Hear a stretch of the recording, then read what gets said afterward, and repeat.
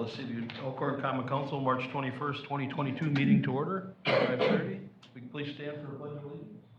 Pledge allegiance to the flag of the United States of America and to the republic for which it stands, one nation, under God, indivisible, with liberty and justice for all.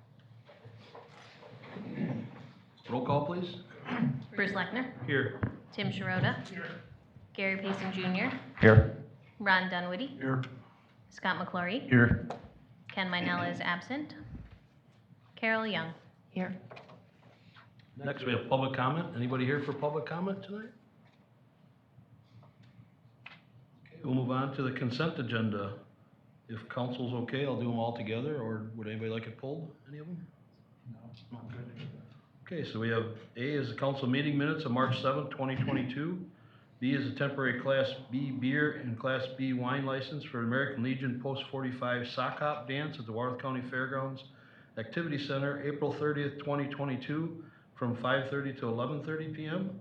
C is temporary Class B beer and Class B wine license for United Way of Warth County, Das Fest USA, August 3rd through the 7th from 2022, serving times August 3rd, 4th, and 7th from 1 to 9 p.m. and August 5th and 6th from 1 to 10:30 p.m. Do we have a motion? So moved. Do we have a second? Second. Do we have any questions or discussion on any of those? All those in favor? Aye. Opposed? Motion passed for the consent agenda. Next, we have bills payable in the amount of $2,832,286.79. Do we have a motion? I'll make a motion to pay the bills in that amount. We have a motion to pay the bills. Do we have a second? I'll second. We have a motion and a second. Any questions or discussion? Any questions on them in your packet? Roll call, please. Ron Dunwoody. Yes. Carol Young. Yes. Tim Sharota. Yes. Gary Payson Jr. Yes. Scott McClory. Yes. Motion passed to pay the bills. Next, report of city officers. Mayor, the only thing I got is everything's good on Adam moving in on the 18th, right, Jim? We're all set? Yep. So his first day will be April 18th. Everything went through and everything signed and everything, so we're good on that. So, new city administrator. Jim? Nothing. All right, thank you, Jim. Next, report on liaison committee meetings. Fire advisory, we have one coming up, Rod? Yeah. In April? April? Yeah. Okay. Library. The Matheson Memorial Library is partnering with the Elkhorn Area School District to offer some exciting events for families in April. On April 7th at 6 p.m., the school is the EASD Literacy Night featuring local authors. On April 13th from 3:30 to 4:30, Elkhorn Mini Maker Fair and Kiwanis Builders Club are sponsoring an afternoon of making at the library featuring jump ropes and t-shirt bags. On April 20th from 10 to 12 p.m. 10 to 12 a.m. a.m. A day on the farm with live animals, food, and more, sponsored by the EASD 4Ks at Lakeland Little Learners, the Step Ahead Preschool, and the Little Bear Learning. The Library Foundation will be sponsoring a project to replace the library's outdated canned lighting fixtures and increase brightness throughout the building. Foremost Electric has been contracted to do the work and is actively planning the project. Stay tuned for more detailed timelines. Thank you, Tim. Next, recreation advisory. Yep, so we have our next Park and Rec Advisory Board meeting on March 30th. It's Wednesday here at the City Hall building. That's at 5:30 p.m. And our summer guide will be coming out April 12th, and that'll be sent to all school district kiddos. So we're pretty excited about that. That's it. Chamber. Ken is gone, and I don't see Chris, so we won't have an update on Chamber. Next, new business. We got the presentation on the 2022 debt proceeds for capital projects and equipment. Joe Murray, Ehlers and Associates. Welcome, Joe. This on or? Okay. Excuse me. Good evening. I'm Joe Murray from Ellers. Proud to be the city's financial advisor. Going to present to you your financing plan for 2022 projects. You all should have received the pre-sale report in your agenda packet that I'll be speaking from this evening. The plan right now for 2022 is to issue $2,675,000 in general obligation promissory notes. That is being done because you have a number of projects for equipment that can't be bonded for. A note is only up to 10 years in term, and you can basically bond for almost anything, but by statute, there are only certain things that you can issue bonds for. So we combine them into one larger issue as opposed to two small, which allows the city to save over $20,000 in cost of issuance, as well as the interest by doing it shorter period of time.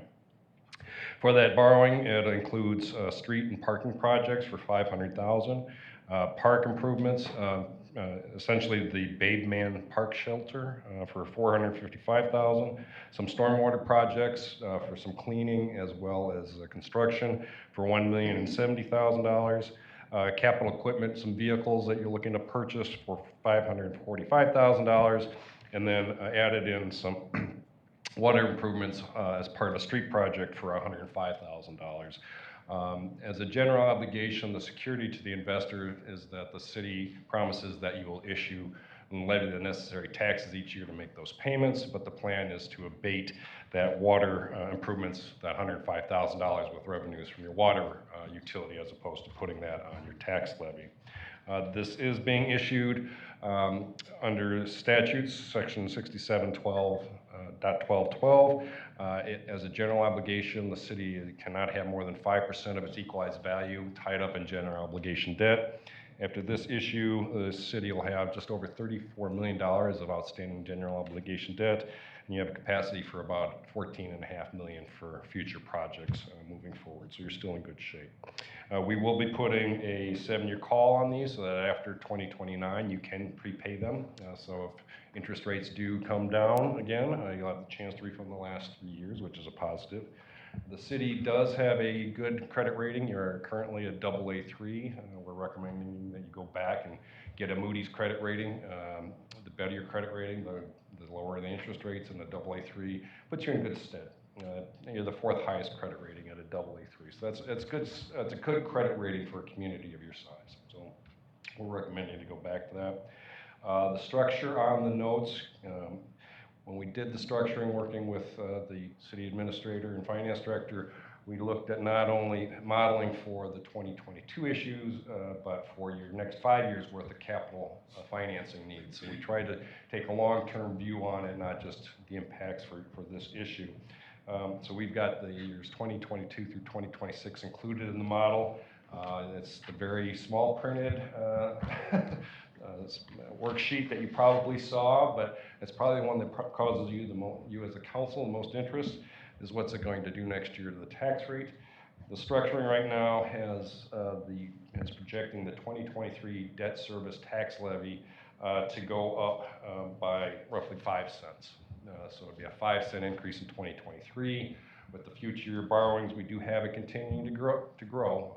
Just to let you know, it will ultimately, under the modeling, would peak in the year 2026 at roughly $3.07. Right now, you're at $2.69. So it's a 38-cent increase based on this borrowing plan, based on projections. That's all subject to change based on the amount you need, interest rates, etc. Interest rates have risen dramatically since the first of the year. They've been going up even more this week. Everybody's concerned about inflation. The Fed came out last week and said that they are thinking there could be a 6 to 7 step rate increase in 2022. So rates are going up. So as part of that, we, again, talking with the administrator and the finance director, we're recommending that we move as quickly as possible to get this to the market as opposed to doing a sale in the latter part of May. The plan now is to come at your meeting on May 2nd for the sale. Rates are going up, but they are still relatively low. We are projecting the true interest cost to be 2.3%. So it's still, they're higher than they were, but they're still not terribly high interest rates going forward. The plan would be, as I said, to do a competitive sale. We'll pull together the official statement accept the bids, et cetera. I'll be back before you on May 2nd to report those results. Hopefully they'll be very good.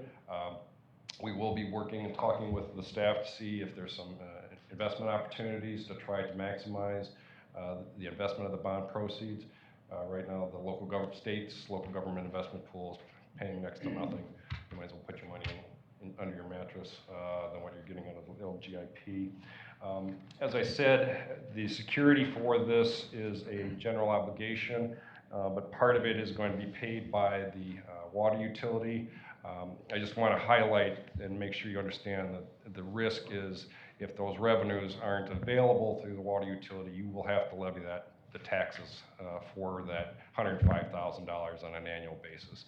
It's very small, but it's a risk I wanted to make sure I highlight so you understand that part of it. So, like I said, with that, I'd be happy to answer any questions. This very small printed, hard to read. This is page 7. This is the tax impact, and it shows all the future year borrowings through 2026. Page 8 breaks down the sizing for each of those issues moving forward as to what they'd be used for. It's a combination of some state trust fund loans in the future as well as competitive sales based on the size of the borrowings. Page 9 breaks down those project lists, again, by what type of projects they'll be. And the last big page shows the actual debt service associated with the 2022 notes by purpose.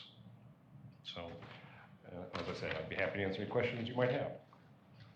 Council, any questions for Joe? Thank you. Thank you. Next, we have resolution 22-06, providing for sale of approximately $2,675,000 general obligation promissory note, series 2022A. We have a motion? Do we have a second? We have a motion and a second. Any questions or discussion on resolution 22-06? Roll call, please. Scott McClory, Yes. Carol Young, Yes. Ron Dunwoody, Yes. Gary Payson Jr., Yes. Tim Sharota. Yes. Motion passed for resolution 22-06. Next, we have ordinance number 22-03, creating section 17.17 of the Elkhorn Municipal Code for the floodplain zoning. This came through Plan Commission and passed on to council. And if we could waive the first reading tonight and go right to the second would be great. I move we waive the first reading. We have a motion to waive the first reading. Do we have a second? Second. We have a motion and a second. Any questions, discussion? All those in favor? Aye. Opposed? Motion passed to waive the first reading. Do we have a motion to second? I'll make a motion to approve the second reading. We have a motion. Do we have a second? We have a motion and a second. Any questions or discussion? All those in favor? Aye. Opposed? Motion passed for ordinance number 22-03.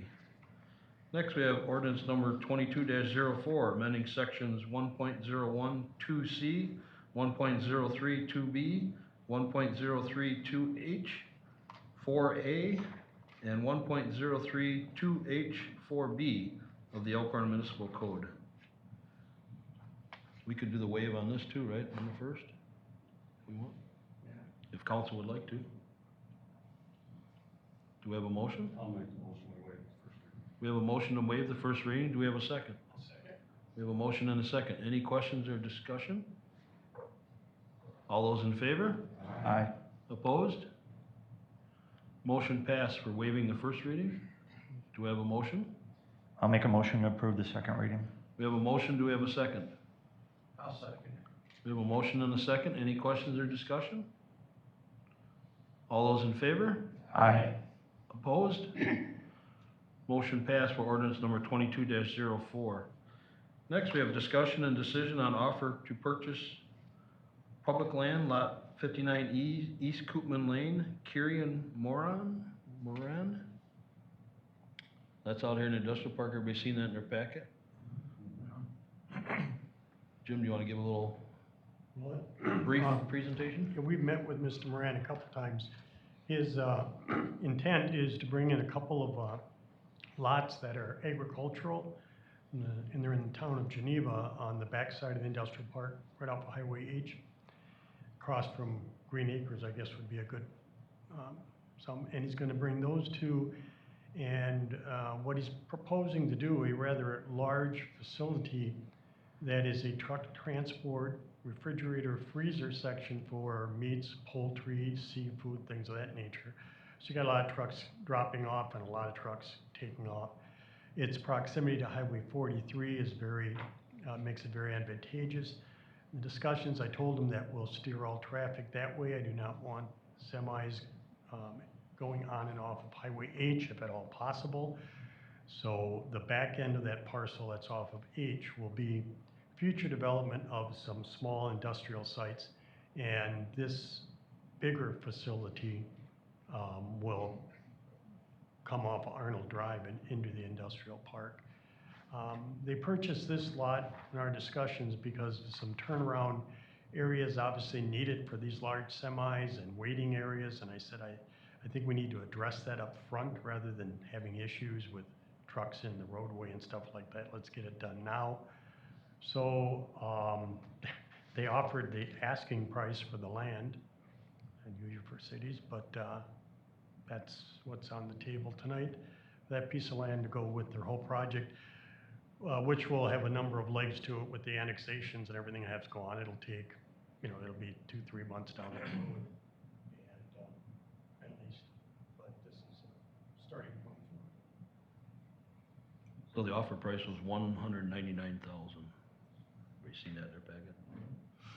Any questions for Jim? Yeah, I'm just glad that you talked about the parking or the driving. They're not gonna be driving down Highway H, because I think that's gonna be a pretty big deal. If they end up going down there, that's not gonna go well, so.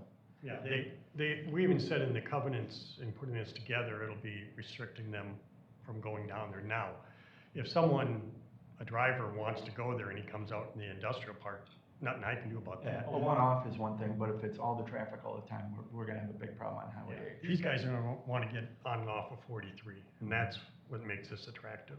But yeah, we're definitely restricting, so eventually there'll be a road that goes all the way through from Arnold all the way to H. But semis will be restricted to going on Arnold through the industrial park down to the section. Back to 43, and that's really what I want. Good, thank you. Do we have a motion? I'll make a motion to approve the sale. We have a motion, do we have a second? Second. Do we have any further discussion or questions? Roll call, please. Gary Payson Jr., Yes. Ron Dunwoody, Yes. Scott McClory, Yes. Carol Young. Yes. Tim Sharota. Yes. Motion passed for the offer to purchase lot number 59, East Coopman Lane. Next, discussion and decision on tax increment District 4, TID 4, cash advance proceeds from Elkhorn Electric Utility to TID 4 for 2022 principal and interest payments. Everybody seen Jim's memorandum in his packet? Any questions on that? Anybody? We have a motion to approve that? We have a motion, do we have a second? Second. We have a motion and a second. Any questions or discussion? Roll call, please. Scott McClory, Yes. Tim Sharota, Yes. Carol Young. Gary Payson Jr., Yes. Ron Dunwoody. Yes. Motion passed for the cash advance proceeds for the Elkhorn Electric Utility to TID 4. Next, we will adjourn into closed session, and we will reconvene in open session for possible action on closed session items. Do we have a motion to adjourn into closed session? Go ahead. We have a motion, do we have a second? Yes. We have a motion and a second. All those in favor? Aye. Opposed? We'll go into closed session. Okay, we do not have any possible action, so I need a motion to adjourn. I'll make a motion to adjourn. We got a motion and a second. All those in favor? Aye. Opposed? Meeting adjourned. Thank you, everyone.